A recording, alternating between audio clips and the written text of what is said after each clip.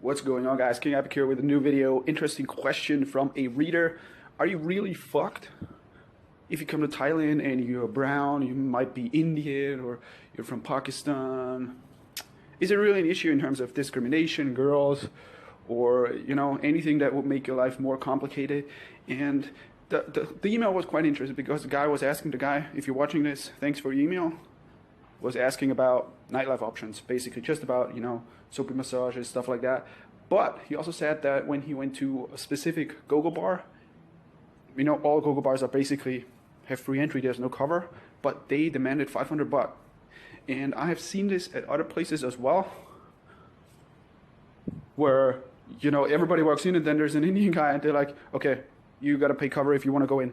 I've seen it at Mix nightclub as well, where I was with a friend and we were just looking, should we pay, should we go in, should we not go in? And there comes a group of like 5, what look like, I'm assuming, this is just my assumption based on the looks, Indian guys. And suddenly the girl reception says, okay, sorry, today members only. Yet I and my friend were not a member because there is no membership at Mix, as far as I know, in terms of entry.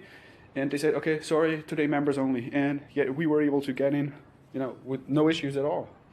So I've seen this again and again and again. This is one of the things that you just gotta accept, okay?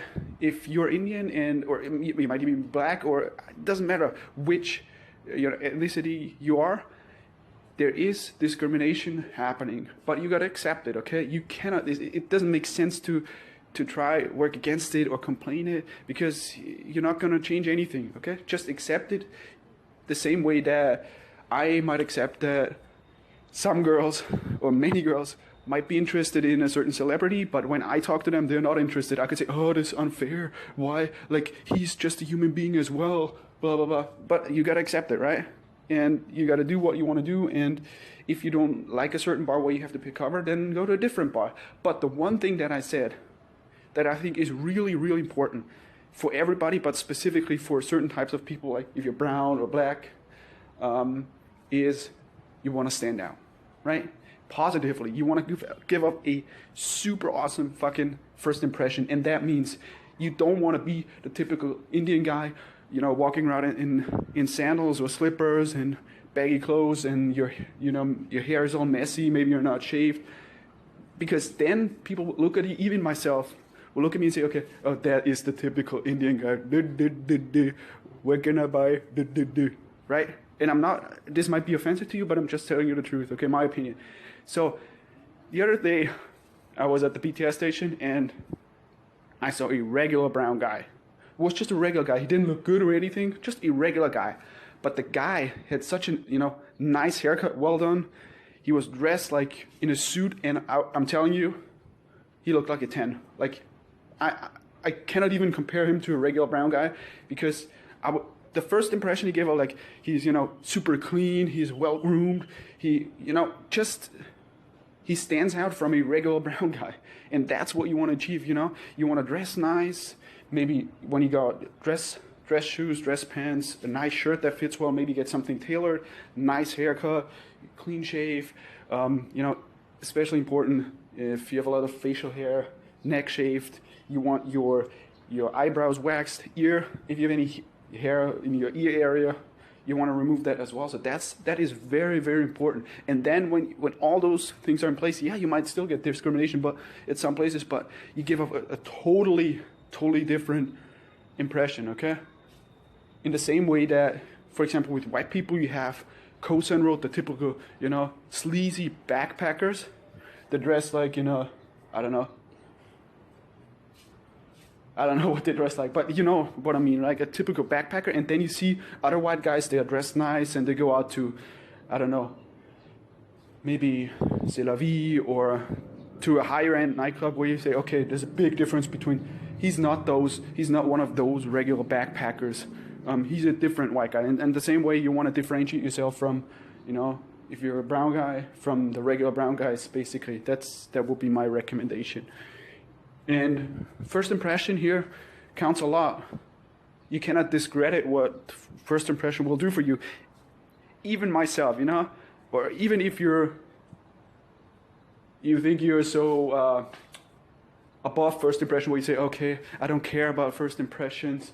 I value everybody. Everybody's the same. Everybody has worth. But still, if you look at somebody, you still have, you know, certain stereotypes going on in your mind where you say, okay, this is an Indian guy, maybe he's disgusting, I don't know. But if you see him dressed nicely, completely different impression, right? So that's basically what I wanted to say to this guy and any Indian guy. If you think, should I come to Thailand, should I not come? I get a lot of these questions. Yeah, come, try it out.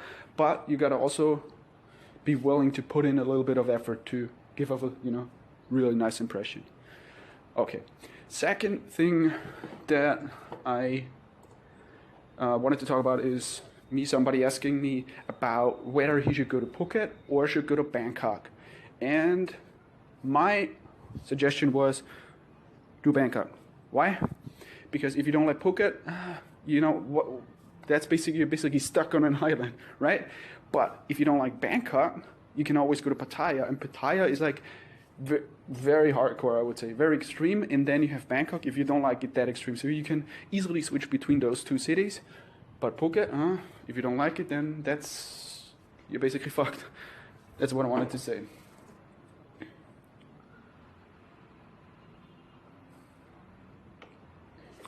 Some other random questions about nightlife from a guy that I got today was, what will be the rates for freelancer girls around Nana Hotel, Nana SkyTrain Station, the Dermai Bar, short time, long time? So for the freelancer girls that are on the street or Nana area, usually not gonna be less than 1,000. So between 1,000 and 2,000. Oftentimes it's like they quote like 1,500, and then they say I don't know, and then they say 1,000 is fine. Okay, so that's for short term. Depends on where you stay, if you stay further away or not. For Dermai Bar, it's going to be a lot. It's going to be like 5,000 for overnight, which is a lot considering that, you know, they're basically freelancers. They're not working for the bar, but still, that's pretty much it. I mean, there are probably guys watching this video that have gotten it cheaper, but I'm just saying my experience of the Dermai Bar for overnight.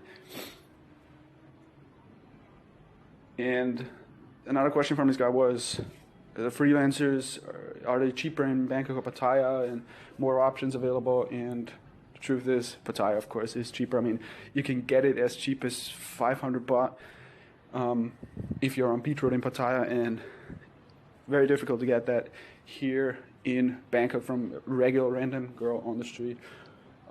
Yeah, so that's pretty much it for this video.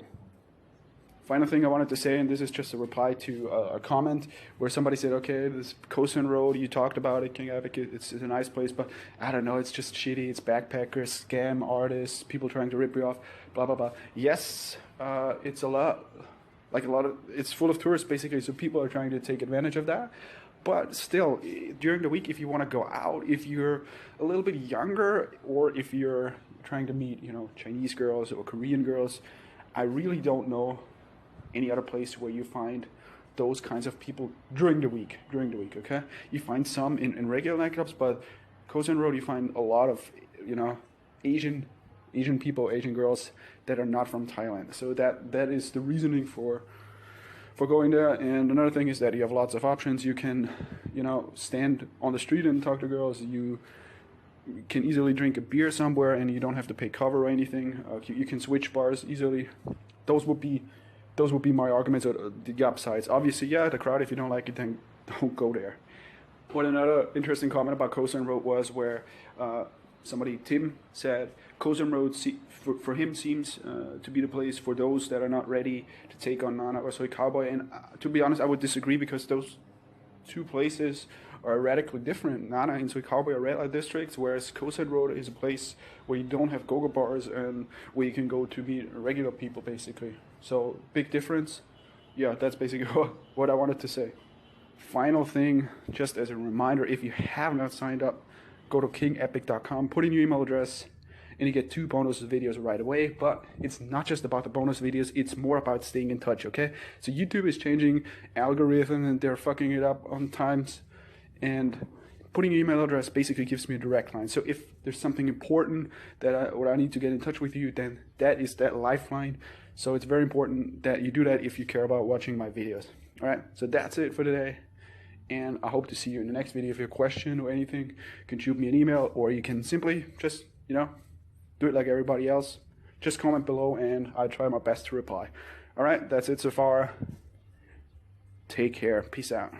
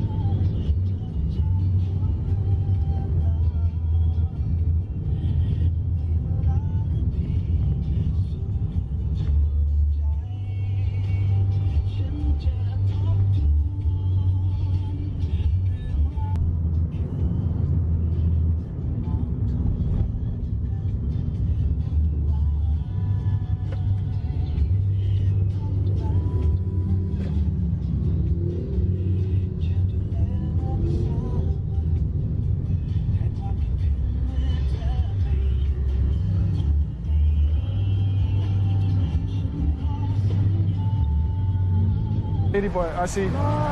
Yes. I'm ready. No.